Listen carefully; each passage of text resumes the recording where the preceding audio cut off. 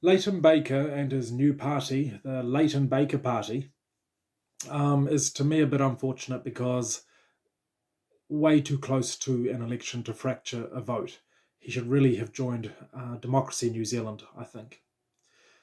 But one thing I really like about him, and one point that he seems to be stressing a lot, and I think it can't be overstated, is his emphasis on our politicians being what they're actually supposed to be and only what they're supposed to be, and that is public representatives in a representative democracy.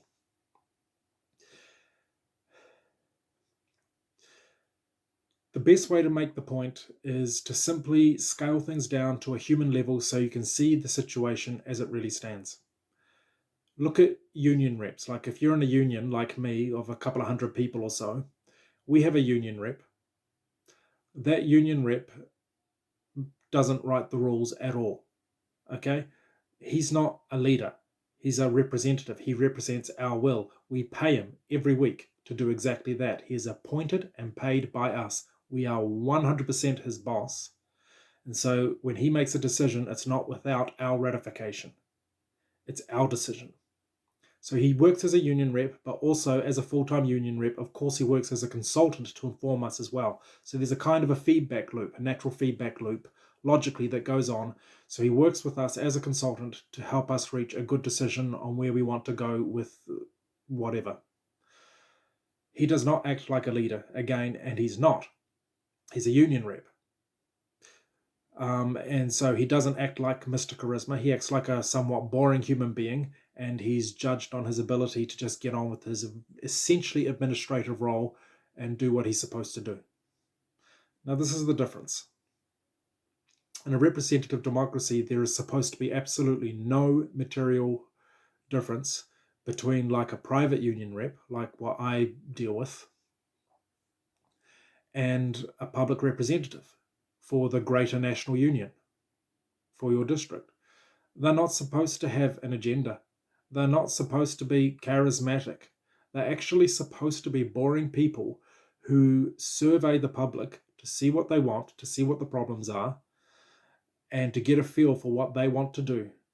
So basically a politician in a representative democracy should have a billboard that says, I am not your leader, I am your representative, you are the leader, you are my boss. And that's not just a cute, quaint way of looking at it. That's exactly, again, all they are supposed to be in a representative democracy. I mean, really, if you want a leader in power, go to North Korea, because the difference between leader and dictator is very much one of degree. A leader, a politician who sort of acts like, dare I say, without needing to be too mean, Winston Peters, puffs up their chests with an attitude of greatness and authority and righteousness. Well, imagine your union rep did that for you, acted like that in your private union. You'll throw up on the spot. You'll say, my God, who does this freak think he is? We just want a bureaucrat that we pay to go and do our bidding for us. Yeah, but Leighton Baker goes on about that in his way. And he's absolutely right, and it's such an important point.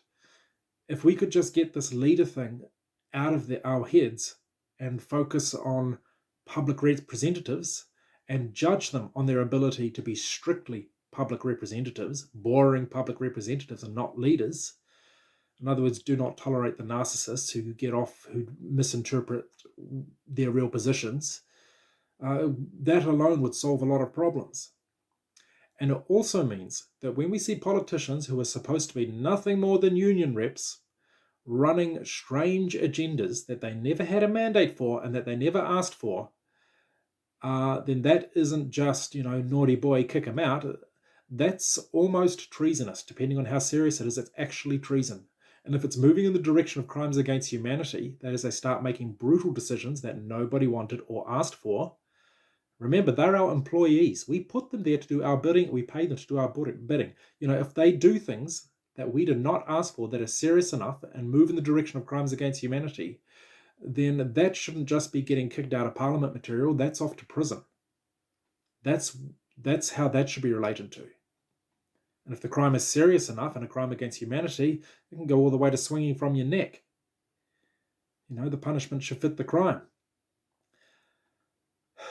We need to have a New Zealand which is more like Switzerland. Switzerland is a true democracy, and they really don't see their politicians as much more than union reps, because their politicians can't pass any significant policy at all without public ratification, which is the way it should be.